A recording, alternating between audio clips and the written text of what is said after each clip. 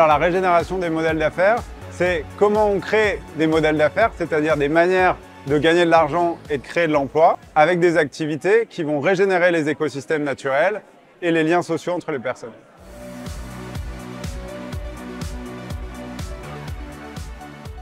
Nous, on crée des potagers dans les entreprises et dans les copropriétés et on anime des ateliers pour les personnes qui habitent ou qui travaillent dans les immeubles où on crée les potagers. Pour qu'il y ait du monde tout le temps au jardin et toute l'année, eh bien, il faut d'abord communiquer en interne beaucoup, et ça, c'est nous qui nous en chargeons. Et puis, l'autre élément, c'est faire des animations qui soient marrantes, qui permettent aussi de vulgariser facilement les sujets écologiques sur lesquels on travaille. Et pour ça, on forme nos animateurs avec un metteur en scène de one-man show. Concrètement, comment on contribue à la régénération?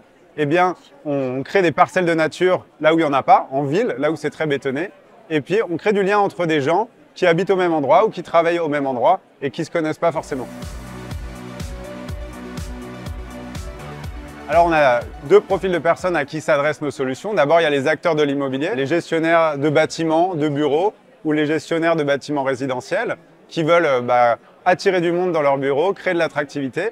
Et puis, des directions de la communication interne, direction RSE d'entreprises qui veulent aussi créer du lien, des rencontres à travers le potager dans leurs sièges sociaux. Les prochaines étapes, c'est de démultiplier le nombre de potagers participatifs qu'on va créer. Et notre ambition, c'est de créer un potager animé tous les 1000 pas. Ça veut dire que, où que vous soyez, si vous marchez 500 mètres, il faut que vous puissiez trouver un potager animé dans votre entreprise, dans votre copropriété, dans la maison de retraite de votre mère ou de votre grand-mère ou dans l'école de vos enfants.